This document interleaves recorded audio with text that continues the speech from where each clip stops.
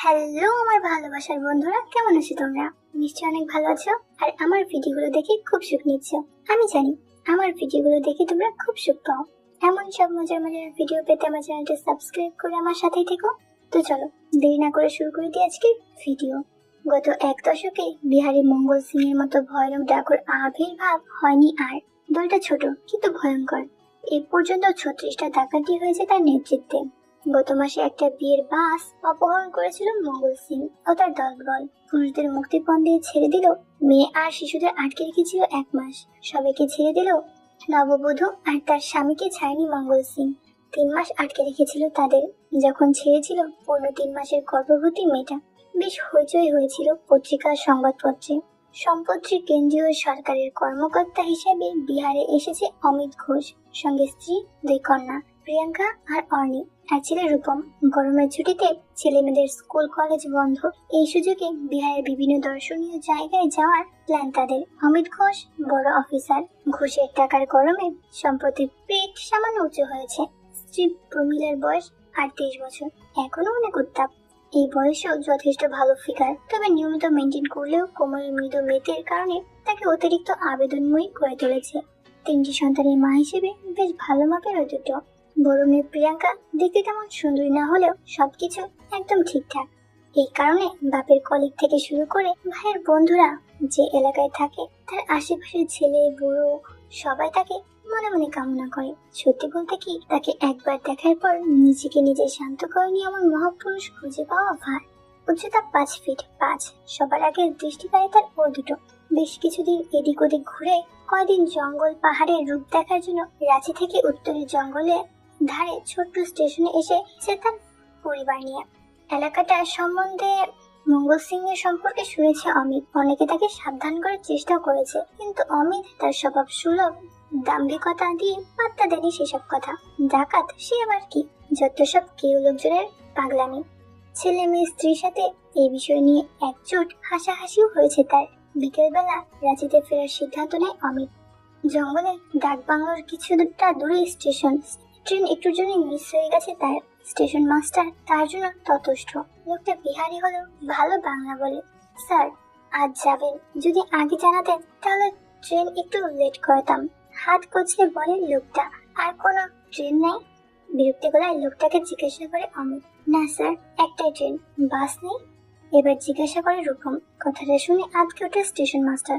বলো কি বাবা, বাসে করে ওই পথে অত্যন্ত তোমাদের যাওয়া চলবেই না। তারপর বৌদি আর মামুনিরা আছেন। কেন? ভুরু কুচকে জিজ্ঞাসা করে অমিত। আপনারা মঙ্গল সিং এর নাম শুনেননি? হাত তুলে লোকটাকে থামিয়ে দেয়।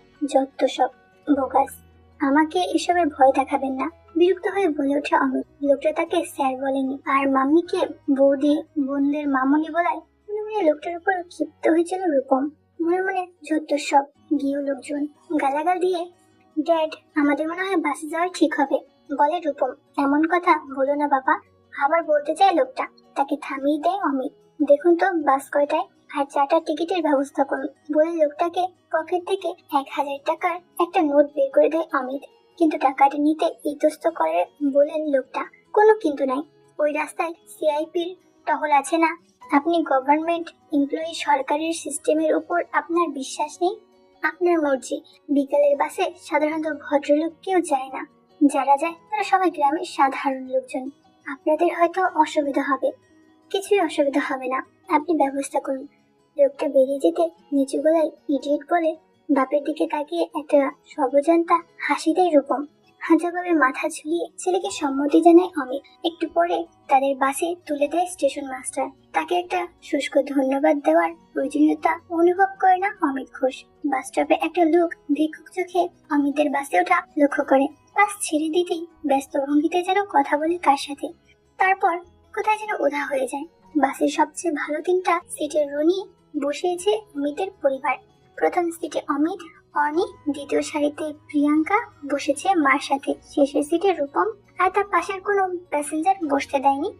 শেষ বেলায় বাস প্যাসেঞ্জারের সম্পূর্ণ ভরা। দাঁড়িয়ে যাচ্ছে কিছু যাত্রী, 2-1 ছাড়া সবাই লোকাল লোক। তাদের লোভী দৃষ্টি 3টা অপরূপ সুন্দরী নারীর উপর স্থির হয়ে লিখতে থাকে। প্রিয়াঙ্কার পরনে যথারীতি টাইয়ের জর্জেট কামিজ। ওনার ঠিক করার সময় বারবার প্রদর্শিত হয়। প্রমিলার পরনে কালো সিল্কের শাড়ি, ম্যাচিং স্লিভলেস ব্লাউজ। সামনে বসা দাঁড়িয়ে থাকা লোকাল প্যাসেঞ্জারদের লোভী চোখের সামনে তারা ভেসে উঠেছিল বারবার। সবচেয়ে সৌভাগ্যবান বাসের হেল্পার পাদানিতে দাঁড়িয়ে থাকার তার দৃষ্টির সীমা ছিল অনেক দূর। দুপাশে গহীন বন শুরু হয়। বেশ কিছু দূর যাওয়ার পর হঠাৎ তীব্র ঝাঁকুনি থেমে যায় বাসটা। কে যেন মোটা মোটা কতগুলো গাছের গুঁড়ি ফেলে রেখেছে রাস্তার উপর। কিছু বোঝার আগে মুখে কাপড় বাঁধা কতগুলো লোক ঘিরে ধরে বাসটা। কে যেন ফিসফিসিয়ে বলে মঙ্গল সিং। কিছু করার আগেই বাসে উঠে পড়ে 4 জন লোক। দুই পাশে বাহু চেপে প্রমিলা আর প্রিয়াঙ্কাকে টেনে নিয়ে চলেছে। 2 জন ডাকাত অর্ণিকে কাঁধে ফেলে এগিয়ে যাচ্ছে। অচেতন রূপমকে বয়ে নিচ্ছে 2 জন। বাসের ভেতরে বোন আর মায়ের গায়ে হাত পড়তে রক্তের গরমে বাহাদুরি করতে গিয়েছিল ছেলেটা, কিন্তু মঙ্গল সিং এর একটা থাপ্পড় পড়তে প্যান্টে ভিজিয়ে সে যে জ্ঞান হারিয়েছে, এখনো জ্ঞান ফেরেনি তার। ভাষা হারিয়ে ফেলেছে অমিত ঘোষ। কোথায় পুলিশ, কোথায় সিআরপি? অনায়াসে তাদেরকে বাস থেকে তুলে নিয়ে যাচ্ছে ডাকাতগুলো। বড় অফিসারের ক্ষমতার দম্ভ হওয়া মিলিয়ে গেছে তার। মঙ্গল সিংকে দেখার পর থেকেই গরমীয় শীতকালের মতো থেকে থেকে কাঁপুনি উঠছে তার শরীরে। এমন ভীতিজনক চেহারা আগে দেখেনি সে। ছোটখাটো একটা দৈত্য। 8 ঘন্টা পর একটা পাহাড়ি ঢালের পাদদেশে পৌঁছায় তারা। একটা মোড়ের মতো জায়গায় 4দিকে 4টা পথ চলে গেছে গহীন জঙ্গলের দিকে। এখানে এসে কাপড় দিয়ে তাদের চোখ বেঁধে দেয় ডাকাতগুলো। 8 ঘন্টা কিছু দূর যাওয়ার পর লাড়কি ওর মামিকে কাঁধে পেলে এলো। মঙ্গল সিং এর গমগমে গলার আদেশ শুনতে পায় অমিত। সেই সাথে প্রিয়াঙ্কা আর প্রমিলার ছেড়ে দে না প্রতিবাদ হেসে হাসি তার কানে। জবাবে হু হু করে সম্মিলিত হাসি, সেই সাথে ধস্তাধস্তি শব্দ। অমিত পথ আসতে আসতে দেখে সে প্রমিলা আর প্রিয়াঙ্কার ওই দুটোতে ছুঁয়েছে অনেকবার। ছাড় ছাড় প্রিয়াঙ্কার কাতর গলা। কিউ প্যারি আছে নেই লাগতি। একজন ডাকাতের গলায় গার্মি উতরি নেহি বলে আরেকজন উতরেগি আস্তে নেপে লেখার কথাটা শেষ করতেই হো হো হাসি হুল্লোড়। আগে 12 ধমক দেয় মঙ্গল সিং। শুরু হয় পথ চলা। চড়াই ওঠার পর গলা শুকিয়ে আসে অমিতের। জল, একটু জল বলতেই বোতল থেকে কেউ ঠান্ডা জল ঢেলে দেয় তার মুখে। কতক্ষণ হেঁটেছে জানে না। একসময় থেমে দাঁড়ায় দলটা। কেউ পট্টি সরিয়ে দেয় অমিতের চোখের উপর থেকে। সন্ধ্যা হয়ে এসেছে। আচ্ছা আধারে দেখে অমিত চারদিকে উঁচু পাহাড়ের মাঝে 2000 বর্গফুট খোলা জায়গা। পাহাড়ের মাঝ দিয়ে শুরু একটি মাত্র প্রবেশ পথ। ভারী কাঠের দরজা দ্বারা বন্ধ। খোলা জায়গায় বেশ কতগুলো কাঠের চালা ঘর। পাশে একটা ঝর্ণা, যেটা কিছু দূর এগিয়ে যেয়ে মিশেছে পুকুরের মতো ছোট্ট একটা হ্রদে। উঠানের মতো জায়গাটায় পাশাপাশি বেশ কতগুলো খুঁটি পোতা। তাদের বাপ বেটাকে বেঁধে ফেলতে অর্ণি এক টানে ছুটে দেয় একটা ডাকাত।